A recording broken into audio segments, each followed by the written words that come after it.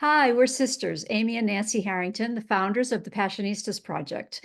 We've created an inclusive sisterhood where passion-driven women come to get support, find their purpose, and feel empowered to transform their lives and change the world. On every episode, we discuss the unique ways in which each woman is following her passions, talk about how she defines success, and explore her path to breaking down the barriers that women too often face. Today, we're talking with Mercedes Barba, the founder and owner of Mercedes and Media, a publicity firm dedicated to helping entrepreneurs harness the power of media to establish credibility, increase their visibility, and attract clients to their businesses. With 15 years of experience and an Emmy nomination to her name, Mercedes' vision is to underscore that media is an invaluable asset accessible to every entrepreneur. Its unparalleled potential for business owners, combined with Mercedes' industry insights and strategies, empowers entrepreneurs to unlock their own opportunities for securing media features. If you're joining us here live today, feel free to drop a comment or question in the chat, and we'll do our best to get them answered. Now, please welcome Mercedes Barba. Yay! Thank you so much, Amy and Nancy, for having me. I am so excited to be here and share my passion and my knowledge about publicity and how that can change a business with your audience. So thank you for having me. Excellent. We're really excited to have you here. And speaking of passions, what is the one thing you're most passionate about? Oh gosh, recently I'm realizing this. I am so passionate about helping small business owners get visible and put themselves in front of their target audience and their target clients. So as you mentioned, my name is Mercedes Barba. I spent the last 15 years as a journalist covering, I'm originally from Los Angeles, which is where you two ladies live as well. And I moved to New York City back in 2015 because I felt drawn to go there, right? I'm always one of those people that if I feel need to do something, like I go with it. And I'm trying to be better about listening to my intuition. As women, we have, this built-in voice that sometimes we ignore, and when we ignore it, we get in trouble. But I'm trying not to ignore it. And so anyway, so when I moved to New York City, there was something drawing me there. And so I have my master's in journalism as well, news and documentary from NYU. And when I graduated, I fell, when I was living in LA, I was working in entertainment. And when I moved to New York, I started working in business and entrepreneurship.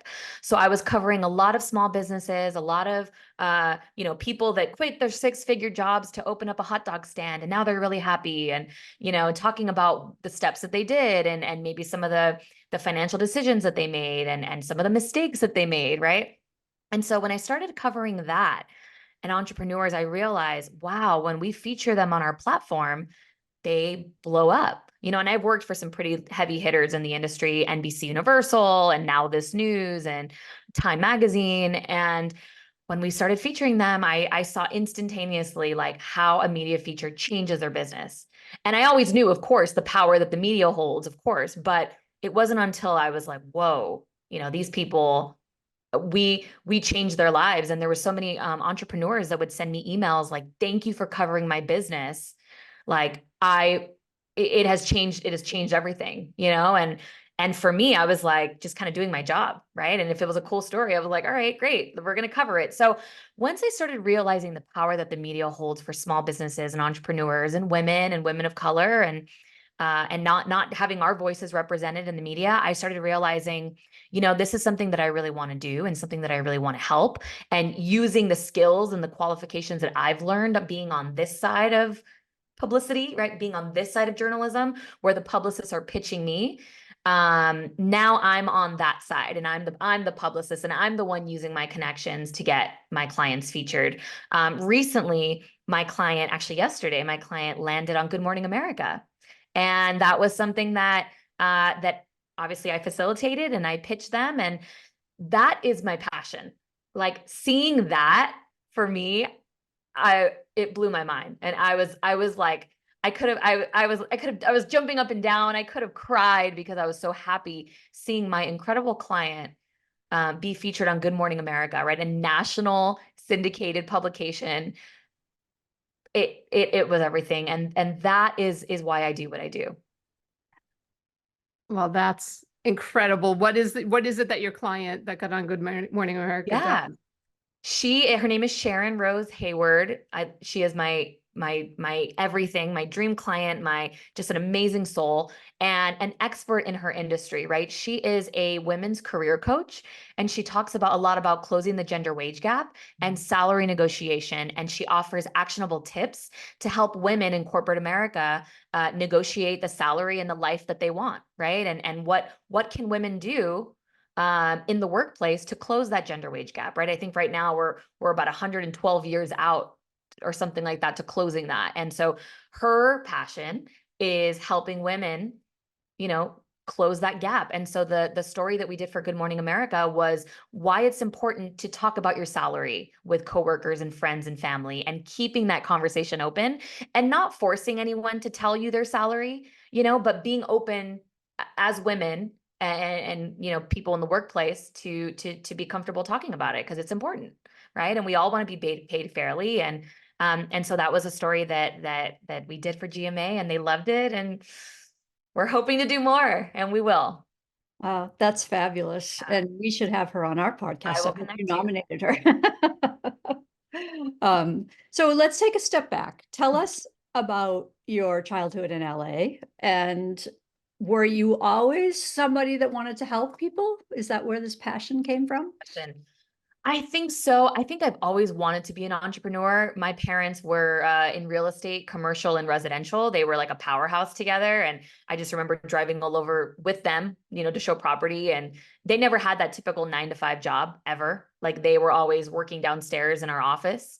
And I would hear them on the phone, making deals and things like that. And I think that's, for me, like, was a really big inspiration, like seeing my parents do that. Right. And I had my other friends that their parents were at work, like typical office job, and mine never were. And we were always I was always driving around with them. And in LA, it's so funny, when I moved to New York, this is not a thing, but in LA, we had the Thomas Guide, right? I'm sure you ladies remember the Thomas Guide. For those of you that aren't from LA, the Thomas Guide is this like guidebook, map book of LA, and my tiny little squares and little tiny little streets, and it had a grid, like letters on top and numbers on the side, and you would match like A7, right? I would go to the glossary, and my dad would say, okay, look for this tiny little street. I got to find this building. And I would look It was on like this tiny hundreds little, of pages too. It was the book was hundreds, of like pages. this thing. And I just, like, that's one of my earliest memories is having my dad like, all right, like, I need your help. Like, find the tiny little street. Like, where do I make a right? And I'd be like, how? Anyway, so just seeing them, the two of them together, being able to do that, for some reason, has always instilled this like entrepreneurship, version of myself that has been boiling in my gut for years and years. And now it's finally coming out. And I think all of the incredible experiences that I have living on both coasts, and my education. My parents are really big on education. So I have an undergraduate degree from a Cal State here in LA, and my master's from NYU, and all of that schooling and the network that I built in school, and my classmates and my professors, has all helped me get to this moment. And I think a really big part of that was leaving LA and moving to New York City, and realizing that there's a whole nother world, an incredible world of business owners out there that are doing really incredible things. And I want to help them, and I want to get them all visible. So that I think that's what started all of this. So what was the initial pull towards journalism specifically? It's a great question. I was in marching band. I was in band from 5th grade, 6th grade, all the way to senior year of high school. And I had a band teacher, my marching band teacher. I know, it's so funny. Marching band was amazing. It was my favorite part of being in high school. We did all these amazing competitions and things like that. But I remember my music teacher, like when I was a freshman, I had him all 4 years. He was like, "Hey, Mercedes, you have a really great voice. You should be in radio." And I was like, "Huh, that's weird. That's interesting." Like, and my dad always read the LA Times every day, even to this day. I mean, he gets it religiously. He's like one of those people that opens it up, right? One of those rare people that actually reads the newspapers. And he would always watch 60 Minutes. And for me, I was like, "Oh, that's really interesting. Maybe so." And I've always been very personable and not nervous around cameras or anything. So I was like, okay, like maybe. And that was sort of my draw towards journalism. And I wanted to do a lot of on-camera work, and I did. And, once I did on camera work here in LA, I did a lot of red carpets and press junkets and interviewed a ton of celebrities like Justin Timberlake and Cameron Diaz and Jason Segel and Morgan Freeman and Jim Carrey. And I was like, all right, this is cool. I'm going to move to New York now. Like I've accomplished that. That's great. Now I'm going to move to New York and do this whole new thing. And now in this post-COVID world, I actually am back in LA. I came back and I'm realizing now, like, all right, what's my next thing? Like my body is telling me like, what's the next thing to do? Like you already moved to New York, you came back, you did this, you did that. Now what's next? And what's next is what I'm doing now. And it's helping entrepreneurs get visible. And I want to build and I am building a PR firm that helps small business owners and people that don't think that they're able to have media and aren't deserving of a media feature. And everybody is, right? And we will get you there. With media and publicity, it does take a little bit of time to get the ball rolling. But once you do, the momentum is like, it's like a ball rolling down the hill. It just takes everything out with it, and you get all these features, and it's a really incredible thing. And that's what gets me out of bed every morning. That's so great. We'll have to compare notes and see if we were ever on the same red carpets together. That's right. Because we did a ton of red carpet Oh my work probably God. around the same time as you did. So I that's was thinking that Yeah, too. back in like 2011, 2010, something like yeah, that. yeah, Yeah. we did it from like 2011 to, I don't Wow. know. Well, we did it all the way through COVID, but we did a lot of it in the early tens. Oh my God, I bet we were on the same red carpets. I'm sure we know the same people. Yeah, Definitely, it's so definitely. funny, so funny. So what was your first job out of college?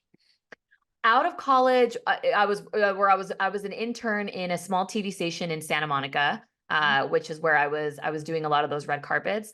But my very first job ever was In-N-Out Burger. In-N-Out was amazing, and it taught me customer service. It taught me how to. I used to love doing the drive-through where you have the headset, and I would pretend like I would, because that was a time where I was doing a lot of red carpets too. I would pretend like, all right, like I'm gonna stand up and talk through this speaker, and that crafted, who I am today. And yeah. And I was also a waitress for many years, working in Santa Monica, and I also waited tables in New York, and I was a bartender. So that also, like, you got to kind of be a little showy and on stage a little bit. And I think that's helped me immensely in just being very comfortable to talk with anybody. It's amazing. Yeah, you can pretend that the drive-through window is the TV screen. I would beg them, please put me on drive-through today. And they were like, okay, thank you. And I would like talk. I loved it. It was my favorite. And just multitasking, like being able to like put the order in, talk to people, take the money, like put French fries in the grill, in the oil. And it was awesome. It was awesome. I'm totally dating myself, but I used to love working retail because you could do the credit card machine. Are you old enough Oh, for the credit yeah. card machine? I loved that. I've seen that. I've seen that a few times. Yeah. My favorite thing to do. I totally can relate. Funny. So when you moved to New York, what were you kind of talked about it a little bit, but get in a little deeper on what you were Yeah. working on there, what were those shows were, and Yeah. So when I moved to New York, I was at NYU, and it was at the time where I was sort of trying to figure out my life. And I was like, well, I want to be a journalist. I'm in grad school for journalism. What do I want to do? And I was like, well, I don't want to do entertainment anymore because I did that. And it's cool, but I want to see what else is out there. And so I remember my career services director, she's the woman at NYU that places you in jobs. I walked by her office one day, and she called me in, and she's like, get in here. And I'm like, what? She was amazing. Her name is Sylvan Soloway. And she was like, CNBC has an internship, a fellowship, and it's a scholarship. And I want to submit you. And I was like, what's CNBC? I'd never heard of that before. I'd never heard of CNBC. And it's because my parents they weren't into like finance. They were like a real, realist, like I never like watched that. And I didn't have cable growing up where I lived. And so I watched basic, Fox 11, ABC 7, all UPN, right? All that stuff. And so, which doesn't exist anymore. But so, I was like, CNBC, I don't know what that is. So I was like, okay, let me try it. And it was the most incredible experience. So CNBC, which is NBC Universal's finance channel, I was working on the digital side. So when it comes to television, there's two sides. There's a TV side and there's the digital, which is the .com side. So I was on the .com side, and I was a video producer. And so basically what I would do is I would carry around camera gear. I would shoot video. I would shoot interviews. Sometimes I would put a camera behind me, sit in front of, you ladies know how it is, sit in front of in front of the camera and ask questions. I would set up lighting. I would put microphones on guests. I would do a lot of man on the streets, where I would interview random people on the streets. And then I would come back to the office and I would edit it all, right? On Adobe Premiere, where you ladies know exactly what I'm talking about. And it was such a grind, and you're sweating and you're carrying camera gear, but it was so cool because we interviewed Mark Cuban, we interviewed Misty Copeland, we interviewed, God, I can't even, like, so many like entrepreneurs. And that's where I realized, like, wow, entrepreneurship, like channeling back what my parents told me about, or what I saw from them. I was like, wow, look at these people. Like, I interviewed a woman who quit her cushy 6-figure job to launch a jewelry line. And it got into Bloomingdale's and Nordstrom, right? And and I'm like, the questions of like, how did you do that? Because everybody wants to have a big business. And a lot of it was just like, well, I just did it, and I tried, and I came up with this crazy idea, and I went with it, and I believed in myself and didn't quit. And so I was working on a series called CNBC Make It, which still exists. It's a very, very popular series that CNBC has. It's a very inspirational, aspirational storytelling of entrepreneurs. And now it's a really big flagship. And I was sort of the beginner, like, launch of that back in 2015 or 2016. So from there, it just kind of kickstarted my passion for video storytelling. And so I ended up moving over to Money Magazine, where I ran the video team there, and I had a number of video producers under me, and we would just create money content. So we did a lot of Investing 101. We did a lot of interviewing entrepreneurs and CEOs. We interviewed Tony Robbins. We interviewed all the guys from Queer Eye. We would interview like random small business owners, and that, again, I was seeing this, like, wow, like, we're featuring them on Money Magazine. This is legacy magazine from the 70s, and now they're blowing up. And all of this is like, I'm storing it in this like filing cabinet in my brain, and I'm like, wow, wow, wow. And I moved over to a millennial news company called Now This, which is very popular on social media. I worked there for a while. So video was always my thing. And then recently I sort of moved over to the editorial side. So I do a lot of editing stories now. And I still work, my 9 to 5 is still journalism, and I still work as a senior editor, which I think very soon I will leave and pursue my business full time, because I think I'm at that point now, which is scary but exciting. And those are some of the stories that we did. I got nominated for, it was a collaborative effort. We got nominated for an Emmy for a short documentary we did at Money Magazine, from a producer that I hired, who is an amazing video producer. And she was like, I want to get nominated for an Emmy. And we did.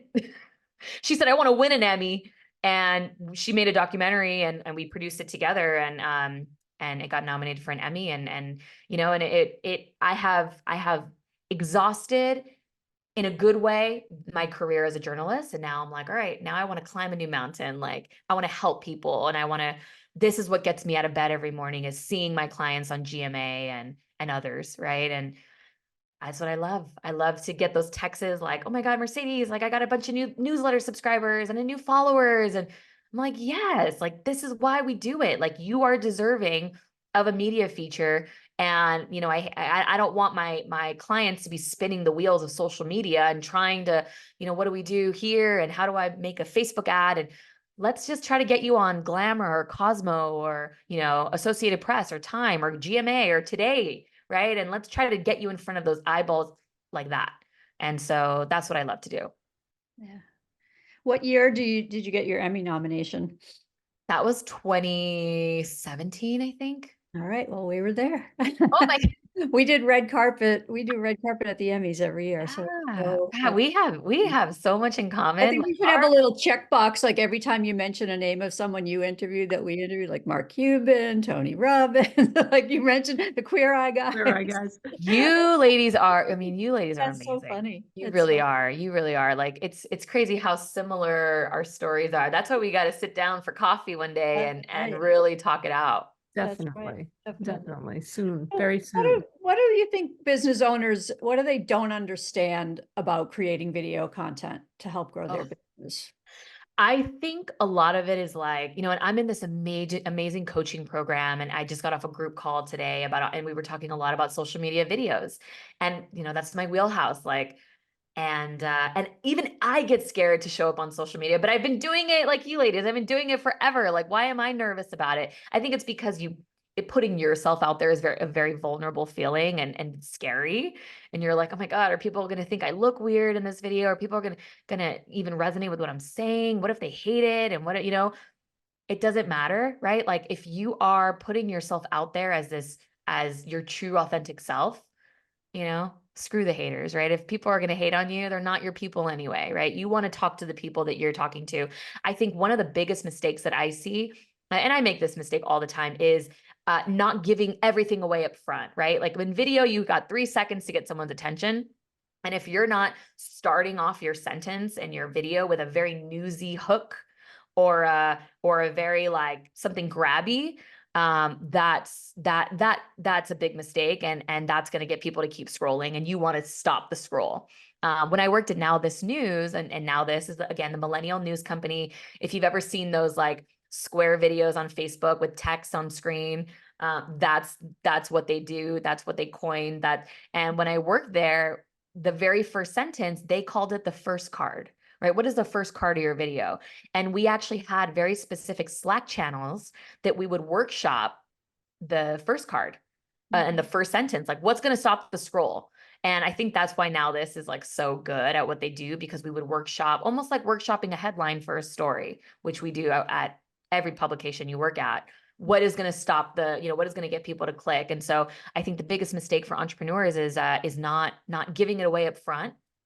You don't want to say like, hey guys, today I'm going to tell you about XYZ. You want to say it, like say it, and stop their scroll. So I think that, and I think just being scared, and when you're ready, you're ready. You can't force somebody to jump on camera when they don't want to, but, when they're ready, like I'm ready now, and I'm starting to put myself out there more, and it's scary, and I just hit post and I don't look at it, and then all of a sudden you're like, oh, I love this, and people resonate with it, and you're like, oh, okay, that wasn't as scary. I got to stop psyching myself out, and this imposter syndrome comes in, and that you have to really kick away, because that could really derail you, and it happens to everybody. It's not just me or yourselves, right? And so I think for entrepreneurs, I think that's the number one. Just give it away up front. We've also found like, don't overthink it. Like when you're there, like I agree about all the prep and like what's the hook and all that stuff, but like it took us forever to be on camera. We just are such behind the scenes people. Yes. And when we finally were like, everybody was like, you have to be the face of what you're doing. You've got to do it. We're like, okay. And now we just shoot these silly little videos, but we like do one take. Unless we make some major mistake, we do one take. Yep. We don't watch it back. When we edit it, we make sure it looks okay. Yep. And then that's it. Yep. We don't, we used to edit every interview so that we took out every single and the I remember. It's like, no, you just have to let people be who they are, and you be who you are, be yourselves. 100%. And when I say like, yeah, like, I don't want people to spend 3 hours on one social post. Like, you should spend 5 minutes, on something. Like, don't overthink it. Just when you get inspiration, just pull out your phone and record it, even if you're not going to post it. I did a couple reels today that I'm like, okay, maybe I'll post those later. But it's good practice to just like get it out, and you get it out, and that's it. And you see how people resonate with it. You see what works, you see what doesn't work. My favorite saying is done is better than perfect. Like, just get it out there, get it out. Like, you have to be visible in order for people to know that you're there. And like you said, like, you are the face of your business, and people resonate with other humans, right? That's who we are as human beings, and seeing faces out there is great. Yeah. So, tell us about founding your company, Mercedes and Media, in 2023. What inspired you to start it? Yes. So I always knew, like I said, I wanted to be an entrepreneur. I just sort of one day was like, I woke up woke up one morning and I was like, you know what, this is the day. I'm going to do it. I'm going to launch a business. And what I did is I started talking about it and telling people I'm launching a business, I'm launching a business, I'm doing this thing, I'm doing this thing. And I made so many mistakes in the beginning, and that's fine. That's totally okay. I spent wasted a lot of money on things that I probably didn't need to, high branded, high resolution photos, which I love, but do I need them? Maybe, maybe not. A website that I just built right away, maybe some coaches that helped me along the way and things like that. I think a lot of it, I was just looking for validation. Like, okay, as long as I'm doing something, if someone's validating me, then I'm on the right track. I'm at that point now where I'm like, okay, the imposter syndrome kicks in, but I just try to ignore it. But investing in yourself is really important. Like, if you do need the help, like I did, getting that help, hiring people that can help you, whether that's a VA or whether that's a business coach. I love my business coach. He's amazing. And I just did it. I just one day was like, all right, I'm a publicist now. Who wants to work with me? And people were like, me. I'm like, oh, really? Okay. Like, and a lot of it is figuring out as I go. Like, I was never a publicist. I never had a formal training of like publicity, but I was on the receiving side for so long that I know how they do it and I know how to story tell. And that's the most important part of it. And I have a lot of the contacts, and people trust me, and we get them featured on GMA. So Amazing. it's been a So lot of like learning. Yeah. So what is that approach? What is your approach that sets you apart from other people? I think and that's a great question. I think the approach that sets me apart from other publicists is like, I was on this side for so long. Like, I have received over the course of my career, like so many pitches that are like, no, like, no, that doesn't work. And for me, like, I know from a journalist perspective what pitches I want to receive, and I do that, right? I don't turn people off. Like, when you are pitching, and a lot of entrepreneurs can do their own publicity. Is it hard? Yeah. Does it take a lot of time? Yes. Which is why they hire a publicist, because it's a lot of networking and it's a lot of emailing and it's a lot of following up. And so, but if you are planning to do your own PR, you have to network. You have to make sure that the journalist that you are pitching covers the story that you're pitching. Like, if you're pitching them, like, for example, at my 9 to 5, I do everything investing and retirement related. So if someone's pitching me a story about mortgages, I'm like, that's not my beat, right? My niche. So you have to make sure that you are targeting the right journalists for your industry. And a good way to do that is to set Google alerts, right? Check out Google alerts, set up a Google alert for something in your niche and see what comes up. And check out the journalist that's writing the story and the publications. And you'd be surprised what publications are covering what and what wide range of stories that you could probably fit within there. So let's talk about that pitch. What is it in the pitch that makes the editor open it? Oh, that's the $1 million question. Everybody is so different. So what at least worked for me, and what I do with my pitches with my clients and the journalists that I'm pitching, is I look for something that is personable, right? So I'll go on LinkedIn. First off, so there's a few platforms that you can look at people's emails. There's like Rocket Reach, and there's a few other ones. And in PR, there's something called a Muck Rack. And Prowly, those are a few. They're very expensive, but I use Prowly and I actually really enjoy it. And there's a media database in there. And so if I'm looking for a very specific journalist, I can type their name in. Sometimes these media databases are outdated, but so I'll go on LinkedIn and I'm like, okay, yeah, they still work there. All right, it says present, they're still there, cool. And I'll look for something on their LinkedIn that can sort of connect me if I don't know them. For example, the other day there was a journalist that wrote like, I just got a promotion and I'm going to Greece for 2 weeks. So my email, I was like, hey girl, congrats on the promotion and hope Greece was amazing. I have a great pitch for you. Right. And so these are the ways you want to kind of grab their attention. A lot of the times I'll connect with them on LinkedIn as well. And that seems to prove, it seems to work, because sometimes they get hundreds of emails and they get lost. And if I'm like, hey, I sent you an email, like, oh, let me check it out. Oh, okay, I responded. Cool. You want them to respond, right? And you want to build that connection. And entrepreneurs can do PR themselves, but I have found that it does take a lot of time and it can be very discouraging. very, because you can send 100 emails and get no responses. And there's been so many times where that happens to me. Another really great way to get featured in the media is to really keep up with the news and what's going on. So for example, my Sharon Rose Hayward, my amazing client, who's a women's career coach, um, uh, obviously the story of Caitlin Clark, the WNBA player that came from college, and she was a first draft in the WNBA, and her salary was like 78,000 or something like that.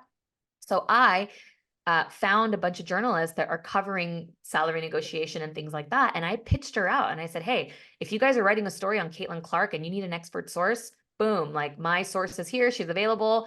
And I texted her and I'm like, you're available today, right? She's like, yeah. I'm like, all right, cool.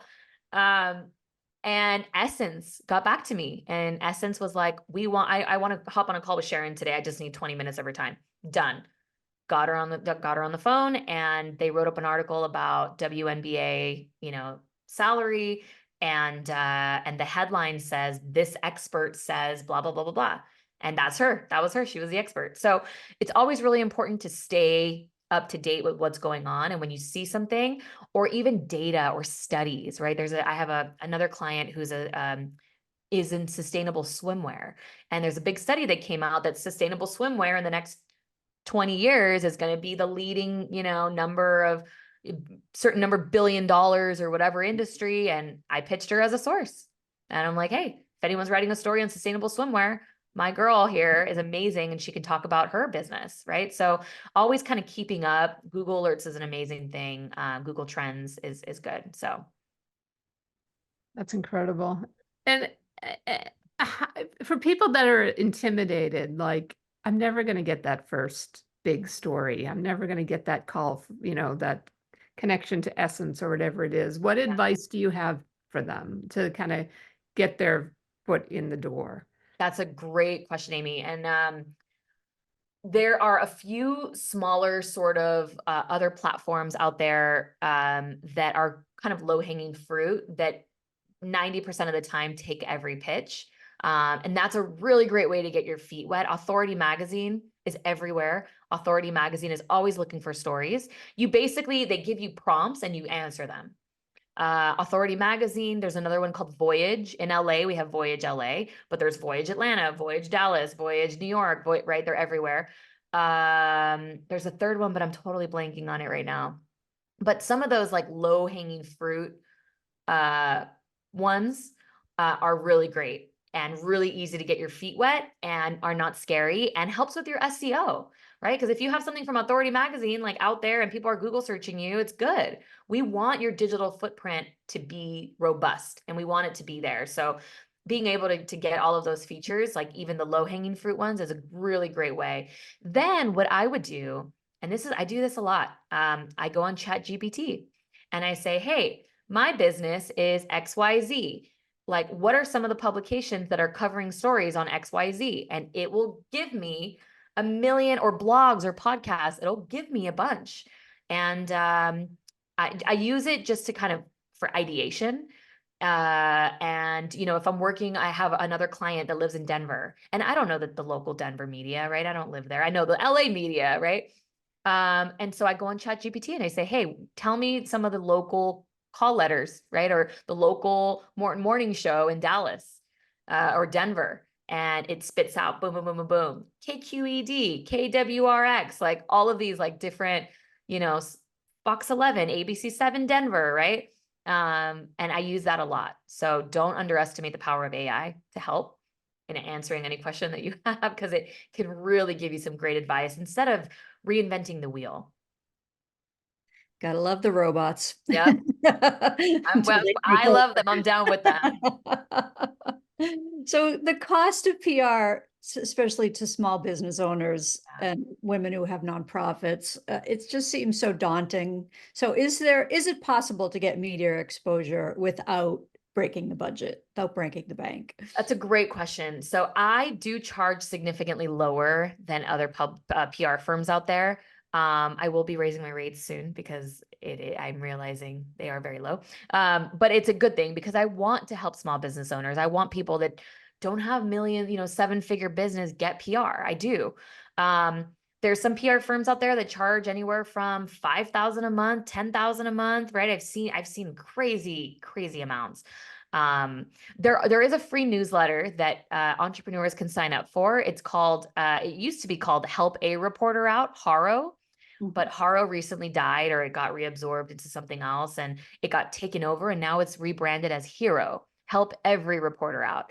And so you get an email from a gentleman named Peter Shankman, who revived it from the dead. And you get it twice a day in your inbox. And it's basically like, hey, this journalist from USA Today is looking for someone that can speak on this topic. Cool. Like, send a response. I use it all the time, right? There's a lot of really great queries in there that are free and that anybody can sign up for. If you want to get on podcasts are a really great way to do it. There's a ton of really great Facebook groups that actually I was connected to you by somebody that I met in a Facebook group for podcasts. And there's a really, really great podcast groups out there. Book a guest, need a guest, I think is the name of one of them, or something like that. Don't quote me on it. But there's some really great ones out there. And it's a really great way to get your feet wet in media before you really dive in, and you can see the power of something like that and what that holds.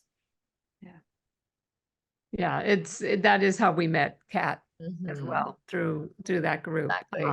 And it is, and I think what's so amazing about what you do as well is, because we've done HARO and we've done Be a Guest, Need a Guest and all that stuff, but you have the experience and the personal connections. You know what people are looking for, and it's really, it's it is the industry. It's a lot of it is also who you know, and you know a lot of people, so you're bringing that to people who don't maybe not normally have access or can afford to have access to that, which is absolutely incredible. So you talked about one or two success stories, but do you have any other favorite success stories from working with your clients? Yeah. Well, right now I'm working with my sustainable swimwear client, and we're trying to get her featured in these gift guides. And I'm realizing, like, oh, that's a different animal. These gift guides, sort of like what you see on Glamour or Cosmo, where it says like, here are the best 25 swimsuits for the summer, or the best, bikinis for, or the best online places to get bathing suits or whatever. So those are called guides.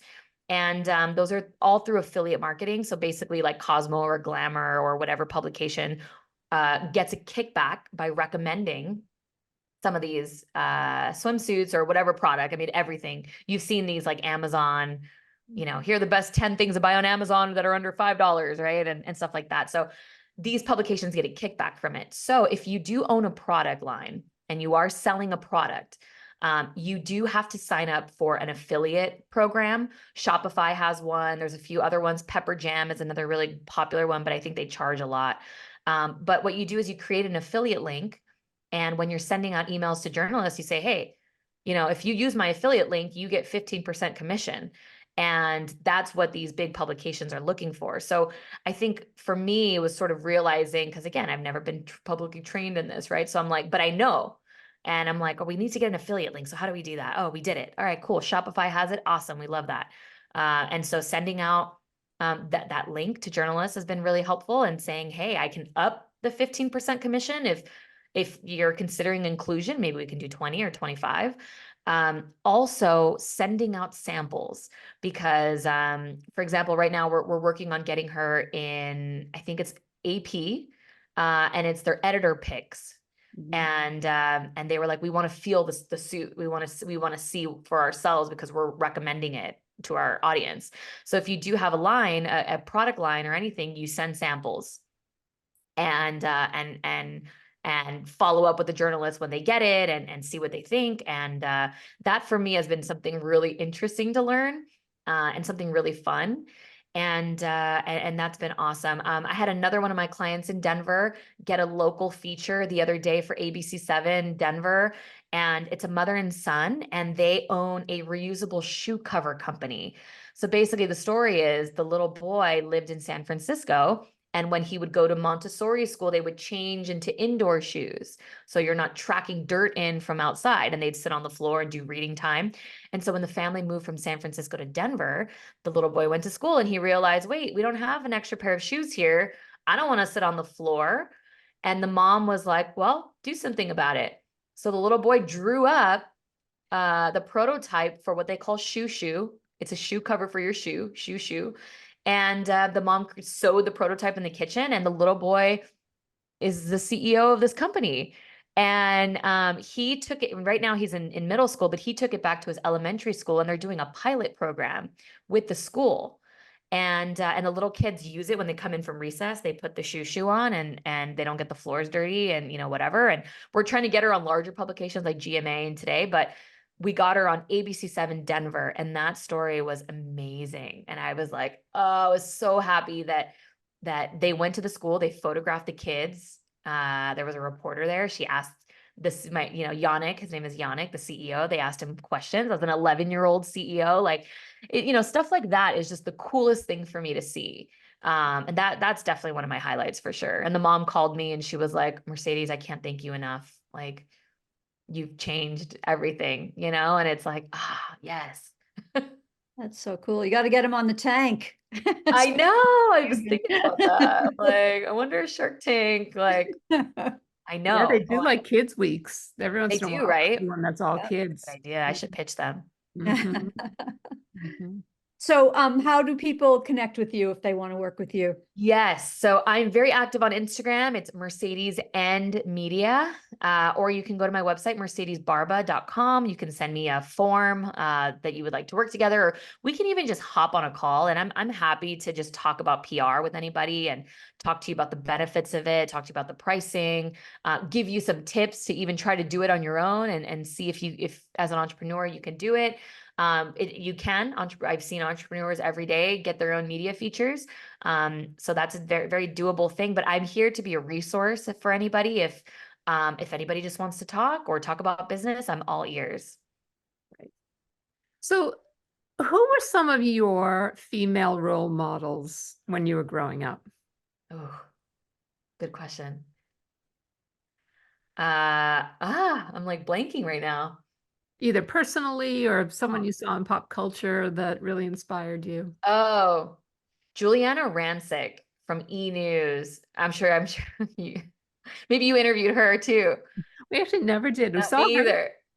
Juliana Rancic, like she was, and Kat Sadler, they were on E! News. And I would just like sit in my room and watch E! News all day and be like, oh, I want to be them. I want to do that stuff, red carpets. And then when I did it, I'm like, oh, this is a lot of work. I don't know if I want to do it anymore. But they were really, really big inspirations for me. Barbara Walters was a really big inspiration for me too. I read her memoir years ago. Oprah, of course, right? Seeing all of these like women newscasters and female talk show hosts were amazing. And I think just like being interested in what's going on in the world and the news, and my dad reading the newspaper, and my mom like being entrepreneurs, like that for me has just like crafted my brain in this very unique way. And I want to do that. I want to build something, some legacy for my son, so he can see his mom like doing it. I want him to learn that entrepreneurship is doable and is probably the future.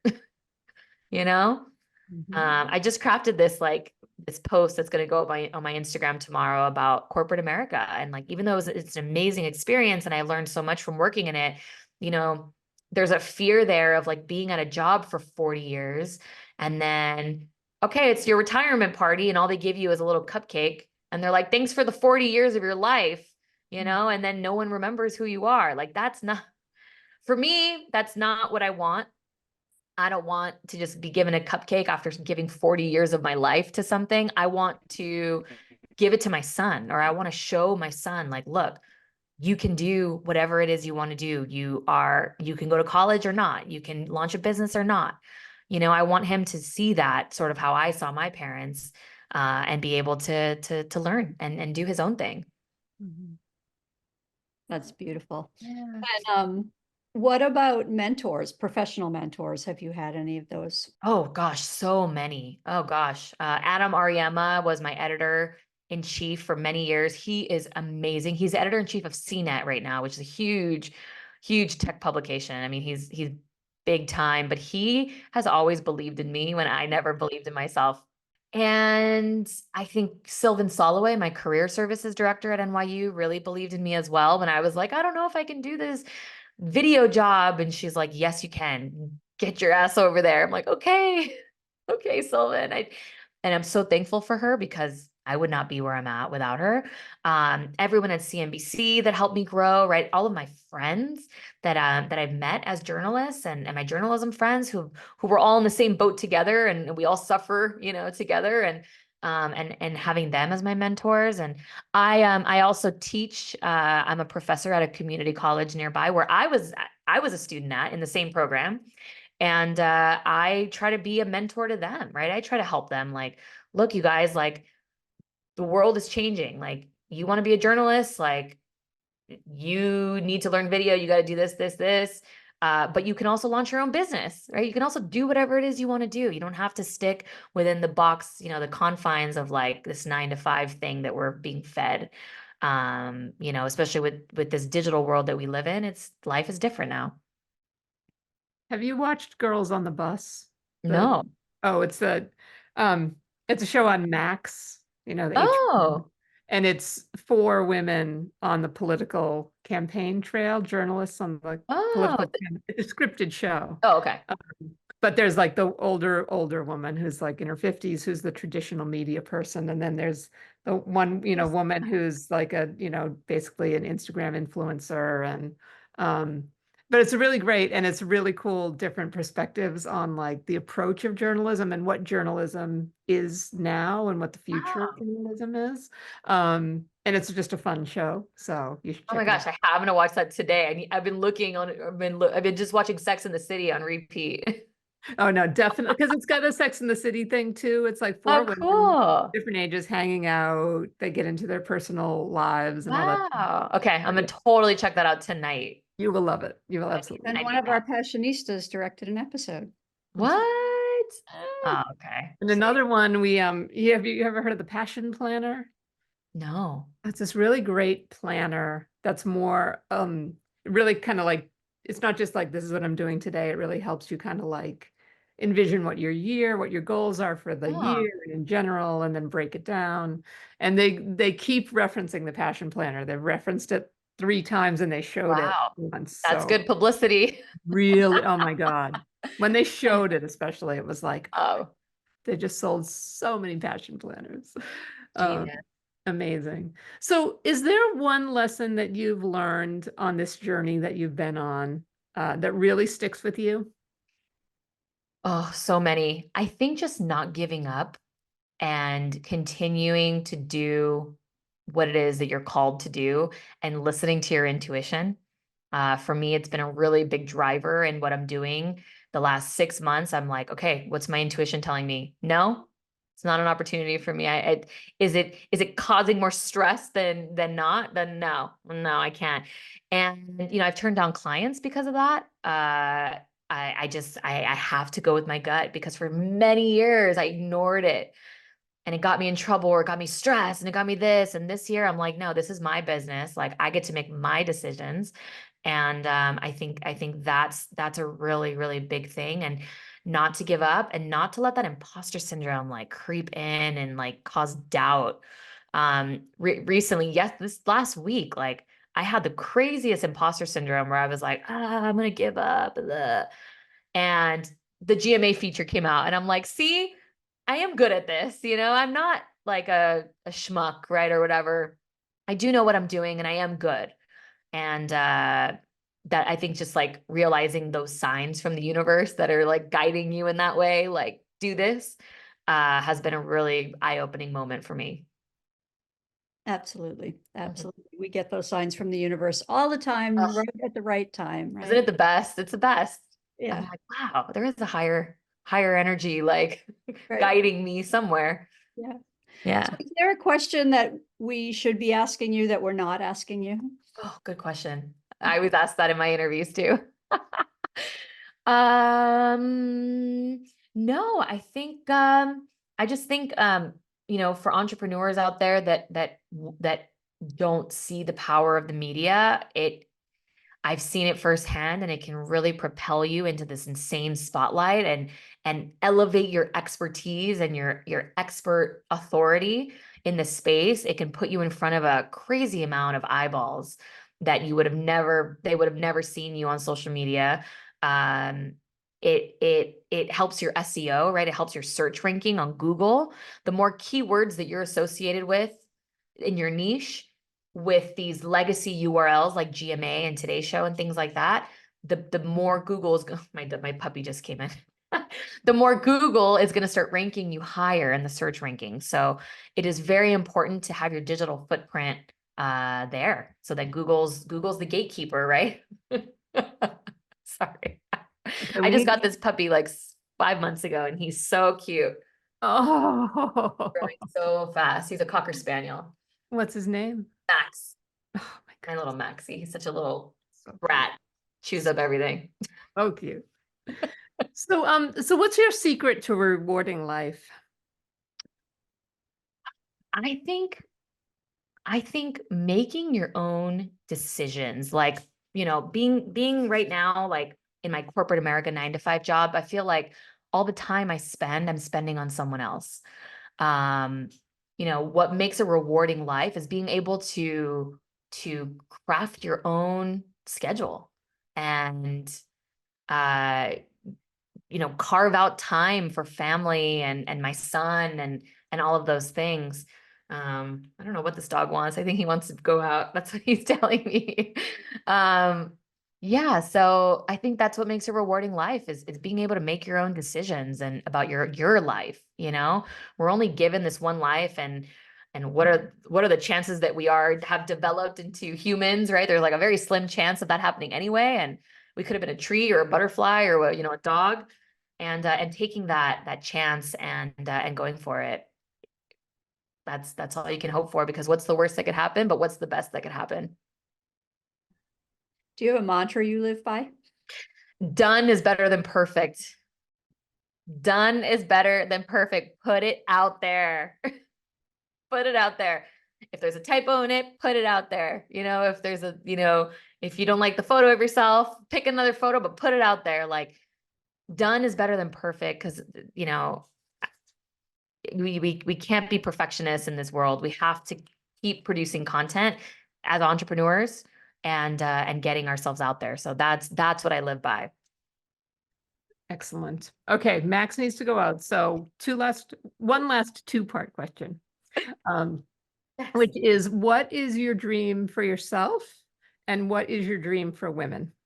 Oh, dream for myself is to leave my 9 to 5, which I think is going to happen soon, and do my job full time, or my PR business full time. I'm going to do it, and that's my dream. And when I get there, I'm going to feel so good about it. My dream for women is I want women to understand. Sorry, he's like knocking over a plant. I want women to know that they have everything that they need to build what they want to build and do what they want to do. And I just want all women to realize that, like, we are all so freaking strong, right? Growing children, taking care of families, like all of these things that we have, all this intuition that is like innate in us, right? I just want all women to know that you have already inside what you need to succeed. Thanks for listening to the Passionistas Project. Since we're not only business partners, but best friends and real-life sisters, we know how unique and truly special our situation is. We know so many solopreneurs, activists, women seeking their purpose, and more, who are out there doing it all on their own. They often tell us that they wish they had what we have, so we're creating a space for them and you to join our sisterhood, where trust, acceptance, and support are the cornerstones of our community. By joining, you become part of our family. We'll give you all of our sis tips on building meaningful relationships through the power of sisterhood, and all the tools you need to thrive in 3 key areas: business growth, personal development, and social impact. You'll learn from our panel of Power Passionistas, who are experts on topics like transformational leadership, following your intuition, the power of voting, and so much more. You can join us virtually and in person at storyteller events and meetups to connect with other members of the community. And you'll be able to participate in our online forums with other like-minded women and gender non-conforming, non-binary people who share your values and goals. Be sure to visit thepassionistasproject.com to sign up for your free membership to join our worldwide sisterhood of passion-driven women who come to get support, find their purpose, and feel empowered to transform their lives and change the world. We'll be back next week with another Passionista who's defining success on her own terms and breaking down the barriers for herself and women everywhere.